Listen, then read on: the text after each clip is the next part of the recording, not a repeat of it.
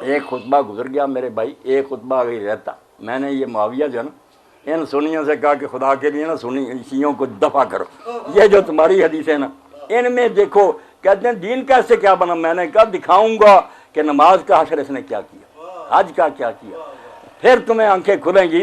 کہ واقعی حسین اگر نہ اٹھتے تو آج تمہارے پاس جو دین ہے یہ نہ ہوتا، کچھ اور ہی ہوتا۔ اس لیے امام حسین علیہ السلام کا یہ اٹھنا ایک طرف سے ان کا بہت بڑا کارنامہ، اللہ نے ان کو بہت مرتبہ دیا اور اس مرتبے کو کوئی گھٹا نہیں سکتا۔ آدمی آج چاند پر تھوکتا رہا اس کے اپنے منہ پر آئے گا، بکتے رہیں جو بکتے ہیں، حسین دن بدن سر بلند ہوگا علیہ السلام علیہ السلام۔ بس میں کہتا ہوں مولانا مرزا خان بریلوی تھے، میں بریلوی حالانکہ ایک وہابی نہیں کہتا ان کو، میں ممبر کہتا ہوں کہ رحمت اللہ علیہ، صاف کہہ ناراض ہوتے میں کہتے یار بہت بڑا عالم تھا، اختلاف کا مطلب یہ ہے کہ اس کا علم ختم ہوا۔ انہوں نے میرے بھائی جس بارے میں بات کی نا، سلام امام کی خدمت میں پیش کیا، وہ سارے اس قصے کا نچوڑ فرماتے ہیں وہ شہید بلا شاہ گرگوں کبا۔ ذرا الفاظ پر غور کریں کہ جو کرتا پہنا تھا وہ سارا خون سے ایسے ہو گیا جیسے پھول بنے ہوتے۔ وہ شہید بلا شاہ گرگوں کبا، بے کسے دشت غربت پہ لاکھوں سلام۔ جس کو تم نے شہید بھی کیا تو جنگل میں لے جا کر کیا، نہ مدینہ تھا نہ کوئی گھر تھا، ادار میں لے گئے، وہاں پردیس میں پیاسا شہید کیا، اور اس کے باوجود کہتے ہو کہ ہمارا اسلام ہے، اس اسلام پر ہزار لعنت۔ ہمارے اندر اسلام ہوتا تو رسول اللہ کا خیال کرتے۔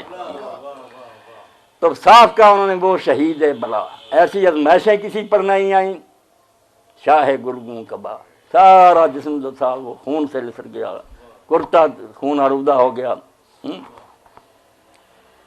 بے کسے دشت غربت پہ لاکھوں سلام۔ امام دعوت صادق علیہ السلام یہ 9ویں تاریخ کو نا آپ نے فرمایا کہ یہ تاسوعہ 9واں دن وہ ہے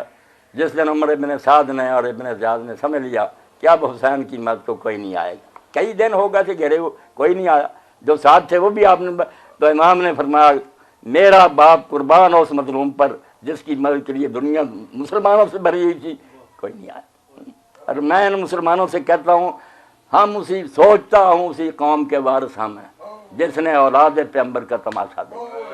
تو میں یار کسی اور کا تماشا ہوتا جلوس لے کے پھر رہی، رسول اللہ کی بچیاں بازاروں میں پھر رہی ہیں اور حسین کا سر پھیر رہا، اور تم اپنے گھروں میں بیٹھے ہوئے۔ مگر شکر ہے آج ایک مولوی صاحب نے مجھ سے کہا بڑے عالم ہے مگر نہیں نہ پڑھتے، کہنے لگا اس سے کوئی ہلچل ہوئی امت میں، کوئی زلزلہ آیا؟ میں نے کہا ہاں زلزلہ آیا، لوگ خاموش نہیں رہے۔ ٹھیک ہے اس وقت جبر اور تشدد کی وجہ سے دبے ہوئے تھے، مدینہ اٹھا، ٹھیک ہے واقعہ ہر راہ پیش آیا۔ کربلا کے بعد اس سے بھی بڑا کہ 3 دن مدینے میں تلوار چلتی رہی اور بے شمار انصار المہاجر قتل ہوئے، گھر لوٹے گئے، عورتوں کی عزتیں لوٹی گئیں، بعد میں مکہ مکرمہ جلایا گیا، بیت اللہ شریف۔ مگر میں نے کہا یہ حسین کے جھنجھوڑنے کا نتیجہ تھا کہ امت اٹھ کھڑی ہوئی، بعد میں مختار اٹھا، ہم اس کی مرائیوں کی باتیں کریں، وہ ایسا تھا تب چھوڑیں، جو عہد اس نے اپنے اللہ سے کیا تھا، آبادیوں میں گھما، اس نے کہا یار میری زندگی کا مشن یہ ہے کہ جو کربلا کے واقعہ سے ذرا بھی تعلق رکھتا نا وہ زمین پر چلتا پھرتا نظر نہ آئے، میں اپنے رب سے مہلت مانگ رہی۔ اور واقعی ایسا ہی کیا اس نے کہ کوفہ پر قبضہ کر کے چن چن کر، کوئی شام بھاگ گئے، ان کے مکان گرا دیے، جو قابو آئے ان کو قتل کیا۔ اب جب قتل کیا ہاتھ پاؤں کاٹے، دھوپ میں پھینکا، تڑپتے پھر پانی مانگتے تو اس نے کہا حرام زادے تجھ سے امام نے بچے کے لیے پانی مانگا تھا اور تو اس نے تیر مارا تھا، اب کس منہ سے مجھ سے پانی مانگتا؟ چھوڑا نہیں۔ جب پھر آخر میں وہ بھی بیچارہ محصور ہو گیا، رسد بند ہو گئی، قلعے میں ہو گیا محصور، ساتھی ساتھ چھوڑ گیا، تو اس وقت اس نے پھر نا مصعب سے کہا جس نے محاصرہ کیا تھا، مصعب ابن زبیر میں نے اپنے رب سے جو مہلت مانگی تھی نا میرا وہ مشن پورا ہو گیا، اب زمین پر کوئی حسین کے قتل میں شریک آدمی نہیں پھرتا، اس لیے میرے ساتھ جو کرنا کہ غسل کیا، میت والے کپڑے پہنے، خوشبو لگائی، میدان میں آ گیا۔ اس نے کہا جو چاہے میرے ساتھ کر لو، میں نے جو اللہ سے مانگا تھا کہ مجھے وقت دے دے کہ میں ظالموں کو ختم، وہ تو ہو گیا۔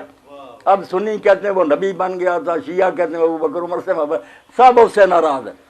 بڑے ناراض ہوتے رہے، اس نے جو کرنا تھا کر دیا۔ اور ابن کثیر دمشقی کہتا ہے کہ مسلمانوں کے دلوں کو اس نے ٹھنڈک پہنچائی، جو جل رہے تھے اتنی مجھ سے کہ امام حسین کے خون کا یار کچھ نہیں بنا، اس نے بنا دیا۔